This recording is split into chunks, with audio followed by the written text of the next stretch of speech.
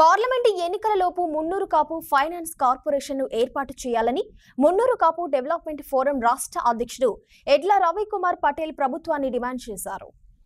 భూపాలపల్లి పట్టణంలో మంగళవారం మున్నూరు కాపు సంఘం నాయకుల ఆధ్వర్యంలో మీడియా సమావేశం నిర్వహించారు.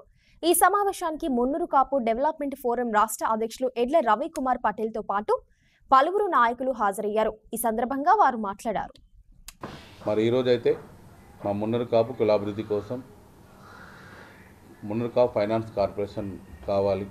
మరి గత ఒక 2 దశాబ్దాలుగా 20 సంవత్సరాలు కూడా కులం కోసం పనిచేస్తున్నాను. మరి ఒక దశాబ్ద కాలంగా తెలంగాణ ఆంధ్ర విడిపోయిన తర్వాత ఉమ్మడి ఆంధ్రప్రదేశ్ విడిపోయి తెలంగాణ ఏర్పడ్డ తర్వాత అక్కడ ఆంధ్రప్రదేశ్లో కమ్యూనిటీ కోసం అక్కడ నారా చంద్రబాబు నాయుడు గారు 5,000 కోట్ల రూపాయలు ప్రతి ఎవ్రీ ఇయర్ వారు అక్కడ 5 సంవత్సరాలు 25,000 కోట్ల రూపాయలు అక్కడ కమ్యూనిటీ కోసం ఇవ్వడం జరిగింది.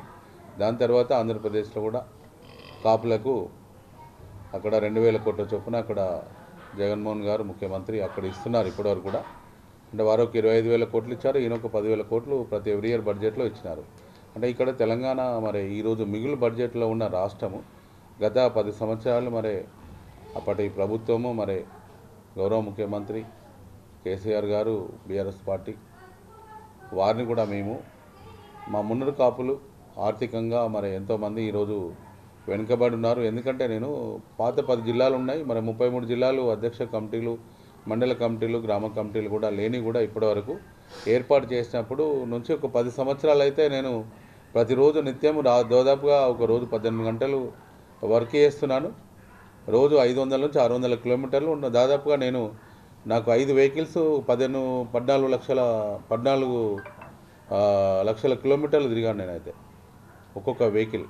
అంటే ఈ మున్నూరు కాపుల కోసం 14-15 లక్షల కిలోమీటర్లు తిరిగినప్పుడు మన కులంలో ప్రతి ఒక్క అణువు ఎవరు ఎక్కడ వెనుకబడి ఉన్నారు, ఎవరు ఆర్థికంగా ఉన్నారు. మేము మా కులం ఈరోజు తెలంగాణలో 24% 60 లక్షల మంది ఉన్నారు. మరి వీళ్ళందరినీ ఎట్లా బాగు చేసుకోవాలి? మరి ఇదివరకు 1947 నుంచి మరి ఇదివరకు కూడా మా మున్నూరు కాపులు 2 తెలుగు రాష్ట్రాల్లో కాపులైనా మున్నూరు కాపులైనా కూడా ఒక్కసారి కూడా ముఖ్యమంత్రి అయితే మా బతుకులు మారేయేమో.